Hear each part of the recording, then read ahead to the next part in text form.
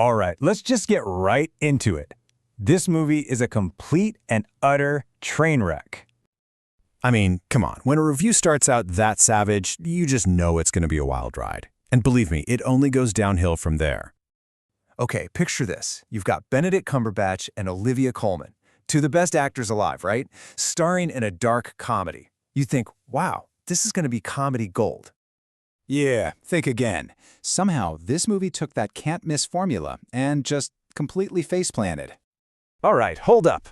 Before we really get into the nitty-gritty of this glorious mess, do me a quick favor. Smash that like button and subscribe. You are not going to want to miss what we break down next. Okay, let's do this. So the million-dollar question is, how do you get this much star power in one place and have it all go so spectacularly wrong? Let's dive into this star-studded disaster. So this movie, The Roses, is basically a remake. And the review we're looking at says it takes these two incredible actors and just leaves them stranded. They're stuck in a movie with absolutely zero funny jokes and characters that are just cringy. So what's the actual plot? Let's break down this mirthless premise, because this is where things really start to go off the rails.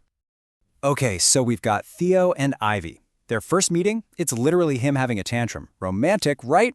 Anyway, they move to Montecito. He's this big-shot architect. She's a baker. Then, bam! A huge storm hits. A video goes viral of his prized building collapsing, completely tanking his career. But get this, that exact same storm makes her little restaurant a massive overnight success. You can't make this stuff up. And this is where the movie just falls apart. Theo's career is in the toilet, so he becomes Mr. Mom. Meanwhile, Ivy is suddenly a celebrity chef hanging out with David Chang. But here's the thing. He's just bitter and jealous, and she's full of resentment. They're both so incredibly selfish that you just don't care about either of them. There's nobody to root for. It's just two terrible people being terrible to each other for 2 hours. Oh, but don't worry, it gets so much worse. Because it's not just our main couple that's insufferable. Nope, the movie gives us a whole posse of equally annoying friends. I'm talking Andy Samberg, Kate McKinnon. I mean, look at this list. The review calls them a painfully obnoxious bunch, and man, they are not wrong. It's such a waste of genuinely funny people. And they give a special shout-out to Kate McKinnon, who's basically playing one of her usual insufferable weirdos. The review literally says her performance is, and I quote, inversely proportional to the number of laughs she elicits.